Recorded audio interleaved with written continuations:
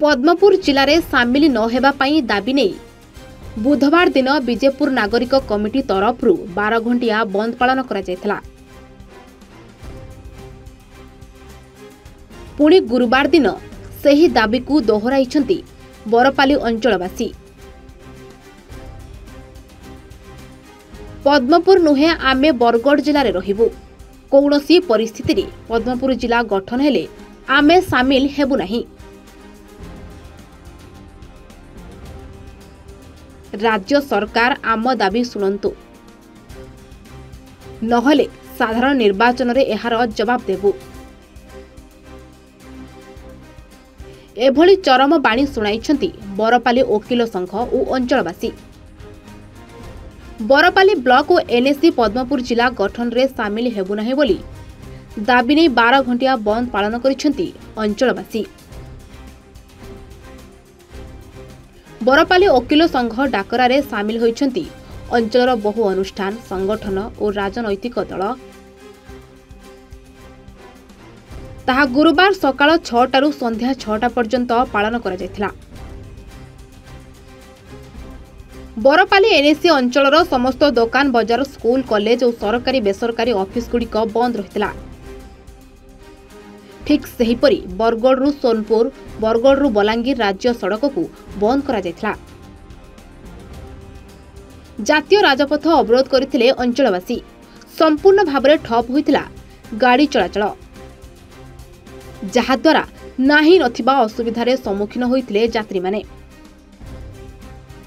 एही 12 घंटिया बंद पालन को समर्थन देइथिले बणिक संघ नागरिक कमिटी वकील संघ और समस्त राजनैतिक दल।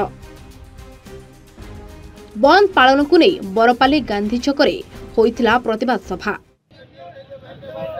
रविंद्र पंडा पूर्वतन सभापति बरपाली वकील संघ आप जानी ये बंद पालन आज हठात कौन डिसीजन लिया है नहीं।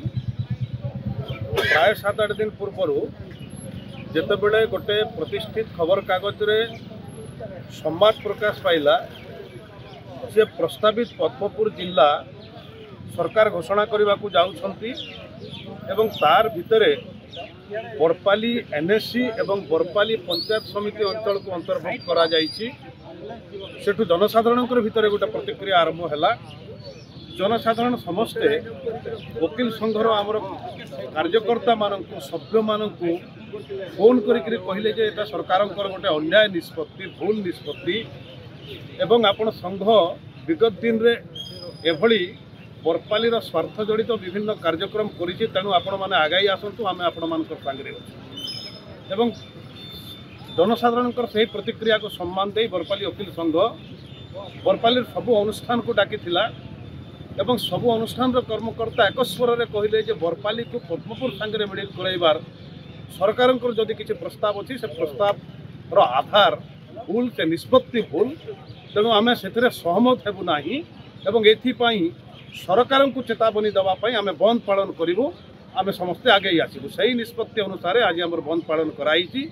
आज बंद पालन रे चक बंद समस्त ऑफिस बंद समस्त स्कूल कॉलेज बंद एवं दुकान बजार सबू बंद।